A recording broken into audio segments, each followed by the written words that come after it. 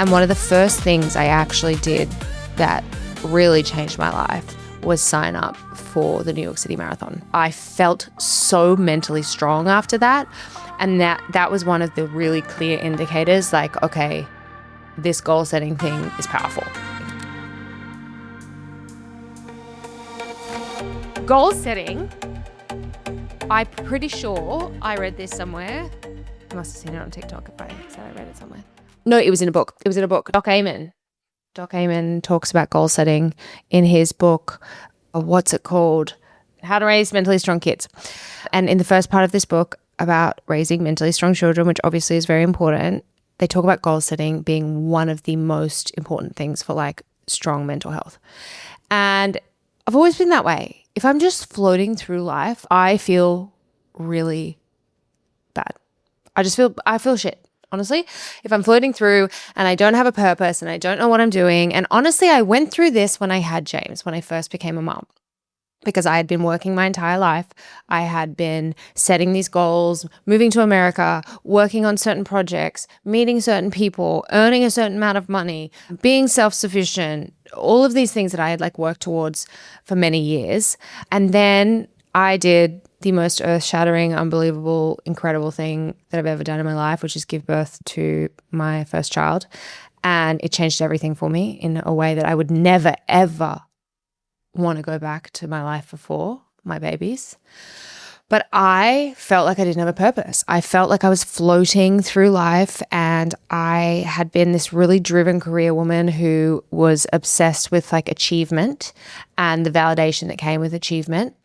And then I had my son, and I found myself shaking a rattle in front of his face and reading these children's books or these black and white image cards. And as much as I loved him and I would literally lay on train tracks for my children any day of the week, I found the lack of stimulation to be really challenging.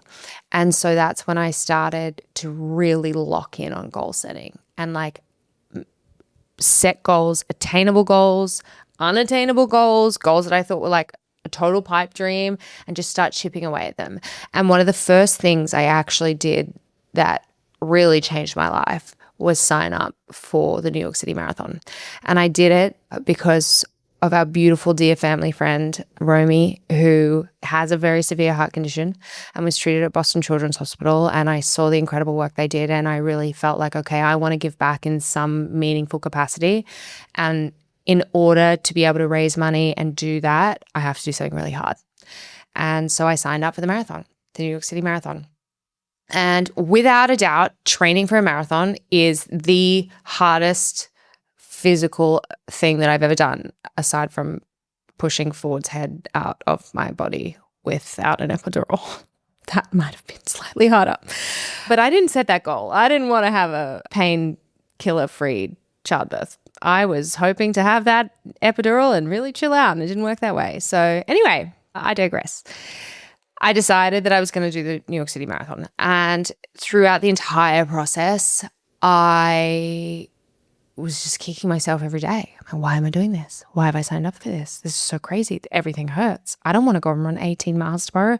I don't want to have to do strength training. I don't want to do this. Why do I have to get up at 4 o'clock in the morning to do this? I have, this is the craziest thing I've ever done. And every day I thought about quitting. And then I also thought, first of all of these people have donated their hard-earned money to me. And how would I feel if I didn't finish, if I didn't follow through? And then I thought, Romy didn't have a choice to quit when he was fighting for his life in hospital. I don't have a choice here. And I got to the end of that race, and it was unbelievably challenging mentally, physically, everything. And I don't know that I've felt a sense of pride like that ever. I don't think I have ever done something so challenging and really looked back and seen the work that I put in and felt more accomplished. And I didn't get close to the time that I wanted any of those things. I actually had a miserable race, but I felt so mentally strong after that. And that was one of the really clear indicators, like, okay, this goal setting thing is powerful. And so now I've done 4 marathons, which is so dumb. I don't recommend doing 4 marathons. Like, you don't have to take it that far. You could just do one. You could do a half marathon. You could do a 5K. You don't have to run a marathon.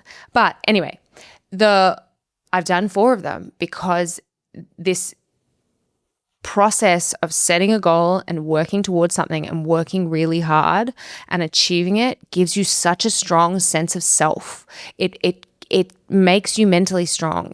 Doing hard things on purpose, doing hard things on purpose makes the hard parts of life more manageable. It makes them feel easy. And so I do that in everything in my life. I set a goal. Okay, this is my goal. I want to learn Spanish by the end of the year. I've started doing Spanish lessons. I have a lesson once a week. I'm committing to it. I'm doing it. That's my goal. Because if I just went, I want to speak Spanish like I have done many times before, I don't freaking do it. I quit. You have to set a clear, attainable goal. And so writing them down is important. I have a whole list of all the things I want to accomplish from a business standpoint, from a life standpoint, from athletic standpoint. You can do them in different areas of your life. Financially, you can set a goal like, I want to earn X amount in a year. And when you see it and when you look at it every day, I'm telling you, it's so much easier to work towards it. But if you just float through life and you don't challenge yourself in this way, and it doesn't have to be massive challenges, they can just be little things like, I want to exercise every day this week. I want to go for a run. I want to be able to run 30 minutes straight without stopping. I want to be able to take my whole family out to dinner and pay for it and enjoy the experience.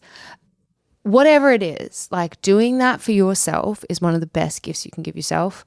And I'm running a half marathon tomorrow. That's my goal. Well, I guess by the time you see this, it'll be long gone. But like I set a goal, I'm going to run the half marathon, and I'm going to challenge myself somehow by doing that. I don't know what it is, but every week I work towards something that I set for myself. I try and look at my list on Mondays, what are my overall goals? What are my short-term goals, mid-term goals, long-term goals, and what do I have to do to get there? And I'm pretty happy with where my life's at right now because I've been doing that. So it speaks for itself, I guess.